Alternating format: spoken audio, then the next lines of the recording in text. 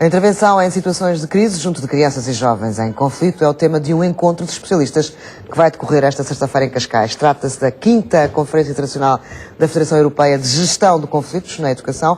Vai juntar alguns dos maiores especialistas em crianças e jovens com problemas comportamentais. A conferência deste ano tem um tema sugestivo, a arte de se meter em sarilhos. Tenho comigo Cátia Almeida, que é uma das organizadoras deste encontro e é também a presidente da Presley Reach, uma organização não governamental que presta apoio a crianças e jovens em situação de vulnerabilidade social. Olá, bom dia. Que encontro é este e que jovens em conflito são estes?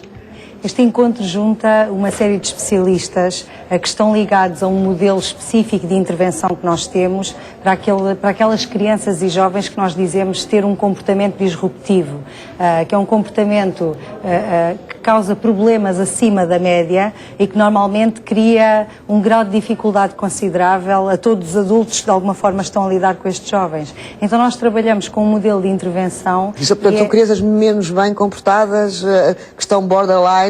Dependendo dos contextos, nós damos nomes diferentes a estas crianças, mas tipicamente são os miúdos que causam mais problemas na escola, que os pais têm dificuldades em lidar, podem ser problemas de disciplina, podem ser questões comportamentais graves, o bullying, por exemplo, também se insere dentro deste registro de problemas de comportamento, a delinquência também, e pela gravidade dos problemas, tipicamente os adultos que estão a interagir têm muita dificuldade em lidar. Então estes especialistas, este conjunto de pessoas trabalham com base num modelo que nos permite eficazmente, nós técnicos que estamos a intervir, desenvolver competências que nos permite trabalhar mais eficazmente com estes miúdos. Pelo que eu percebi, estamos a falar em questões comportamentais que não têm necessariamente a ver com o facto de serem crianças carenciadas.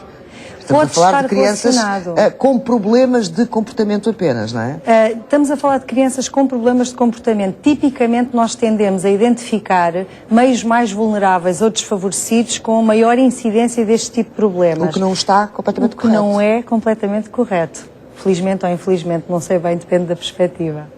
Bem, o que seria bom é que não existissem esse tipo de comportamentos, mas sabemos que o que acontece tem muito a ver com fatores sociais que não têm necessariamente a ver com dinheiro, não é? Ou com posses. Tem a ver com a ausência de apoio familiar, a ausência de pais, a ausência de valores.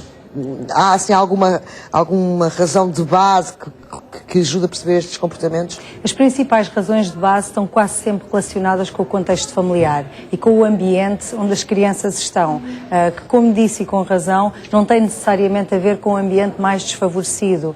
Há incidência de comportamentos dos adultos que cuidam das crianças, como a negligência, por exemplo, que é um fator determinante para o desenvolvimento depois de problemas mais tarde nos miúdos. A exposição à violência, por exemplo, a exposição ao consumo de substâncias e todo este tipo de práticas a que os miúdos são sujeitos desde muito cedo vão levar a um caminho onde a forma que os miúdos têm de manifestar muitas vezes que não estão bem é através dos ditos comportamentos disruptivos.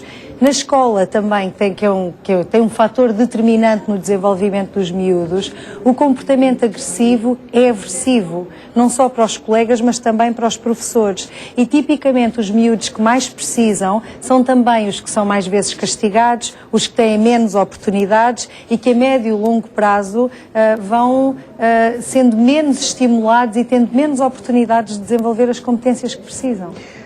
Nesta sexta-feira vão vários especialistas discutir formas de atuação. Que modelos são esses? Nós trabalhamos com base num modelo de entrevista, que no fundo é o tipo de interação que nós estabelecemos com os miúdos, onde nessa conversa nós vamos tentar compreender o que é que aconteceu, vamos tentar perceber como é que os miúdos funcionam e principalmente ajudá-los a compreenderem porque é que se portam de uma determinada forma e como é que podemos, no fundo, mobilizar os recursos, não só os recursos internos das crianças, mas também de quem está à volta para os ajudar a resolver e a solucionar o problema. problema, capacitando sempre a comunidade e o que está à volta, porque tendencialmente nós acusamos os miúdos dos problemas que eles manifestam, mas na realidade a principal causa não está efetivamente nas crianças e jovens. Mas há ou não há personalidades mais difíceis que outras, independentemente do meio onde se encontrem? Há ou não há crianças e jovens com mais tendência para o disparate? Poderá existir, e são muito questões de temperamento que determinam às vezes o grau de dificuldade, e nós sentimos isso até com os nossos filhos. Quando temos mais do que um filho, temos a ilusão às vezes de pensar que damos a mesma educação, o que nunca é verdade, e nós notamos... E também seria certo dar a mesma a crianças diferentes e educações diferentes, Exatamente, não é? mas basta haver mais do que uma criança em casa para a educação nunca ser a mesma, porque os próprios irmãos vão influenciar também a educação que nós damos, e há uma aprendizagem dos próprios pais ao longo do processo. Agora, nós sabemos desde muito cedo que há características dos miúdos que são deles, que nascem com eles, que têm muito a ver com aspectos de temperamento, que poderão ou não criar um grau de dificuldade maior se houver outras circunstâncias que vão dificultar a adaptabilidade dos miúdos. E essas características em conjunto vão sem dúvida dificultar a nossa tarefa de os educar, porque é também disto que estamos a falar aqui. E de uma educação consciente, não é? E de uma educação positiva. Não há dúvida que os pais querem dar o seu melhor, muitas vezes não dão porque não sabem como fazer. E isto direciona para esta questão. Há muitos especialistas a falar nisto, cada vez mais se tem a noção da importância deste tipo de reflexão e de intervenção, mas as escolas têm uma psicóloga ou um psicólogo por 500, 600, 1000 alunos.